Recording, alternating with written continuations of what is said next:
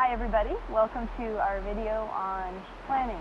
You've made the decision you'd like to consider starting urban chicken keeping. I wanted to just touch on some of the things that we decided beforehand, before we actually started building the coop. There's a few things that you need to finalize in terms of what kind of chickens you'd like, what breed. We're in an urban setting, so I was very particular on the breed I wanted. I tried to find a quiet breed. Did some research online, and I decided on these black sex-links, and I have a buff Orpington.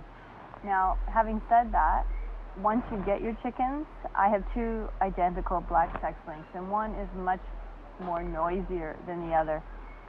And so I've also read that sometimes it's not a matter of breed, it's the individual chicken. But whatever works for you. We're in a cold climate, so we get very cold winters, so having a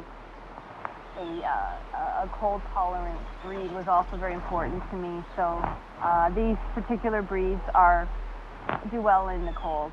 Now, another thing I want to talk about when you are doing your planning is, once you've decided on the type of breed you want, is how do you find them?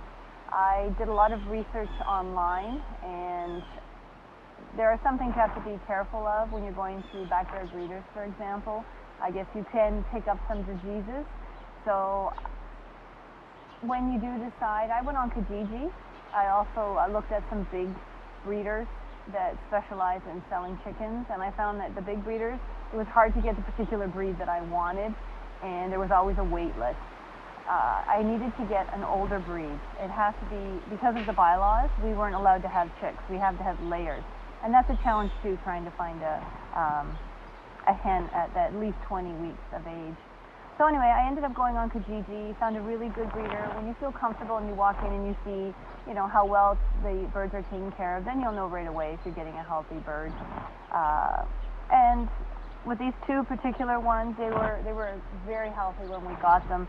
You socialize them too. When you first get them, they don't necessarily come to you, but over time, one of my chickens actually jumps on my back, and we have a video of that we'll attach later, where when I come in, she immediately jumps on my back. She's so friendly. That's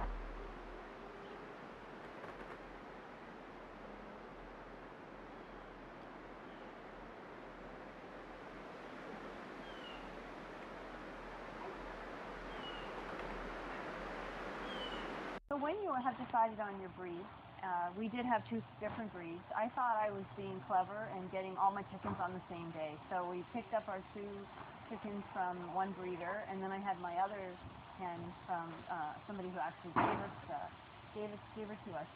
So we did take a course, and I was told, oh, just put her in while the rest are sleeping. I would not recommend that. You could end up with a tragedy.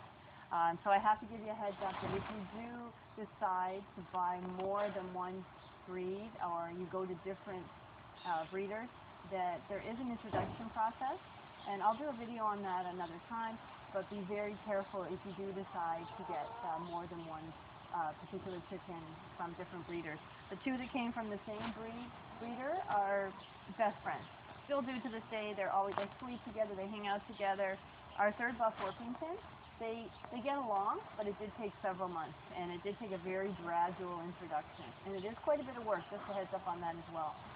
So when you do decide to start planning on your coop, you'll have to make decisions in terms of where to source your food, where to source your bedding, and also what kind of substrate do you want inside your coop.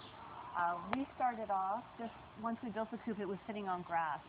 And once the grass started to die from them digging and the poop, we did notice that there was some odor. So that's when we switched to sand, and it was the best decision we ever made. So every once in a while, we just add another couple of bags of sand. If you have cats, you're familiar with using a litter brush, and all I do is maybe once a day, once every other day, I'll go in and I just literally take out the poop and put it in a little bucket. You'll get your routine. But I would highly recommend switching to sand, because as they're digging, they poop and they cover their poop. Inside, we've got someone going in laying an egg right now. We decided to go with pine shavings. They're very reasonable and easy to clean. They tend to poop in the same spot at night, so in the morning I just go with my my little dollar store litter scoop, and I scoop out the poop. And I also add a little bit of diatomaceous earth. I always say it wrong. And that helps keep the mice down as well. So I sprinkle some of that down with some pine shavings. So know where you're going to purchase all these items. I find doing a little bit of research ahead of time. The pine shavings are very reasonable, and I just go to a local PCS store nearby. There's feed mills that'll sell this type of bedding as well. So once you get your hens, the breed that you're looking at, start sourcing them, then you decide on what do I want to have for inside my coop in terms of the bedding, the substrate, and finally your food. There's different types of food. There's layer mash. We have layers. There's also, when you go to buy your layer food, there's different kinds. Some are just strictly the pellets, and some are the pellets with some seeds mixed in.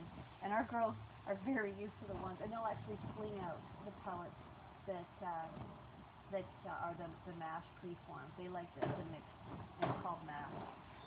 So that's about it, all I have to talk about today. So watch our future videos, and I'll do a video on how to introduce your hens in your existing flock, or mixing them if you have a juvenile, or mixing them with older hens. Because as I say, it's a challenge, and there's some hints that work for us. And when you finally see everybody getting along, it's worth the hard work. Thanks again, and we'll talk soon.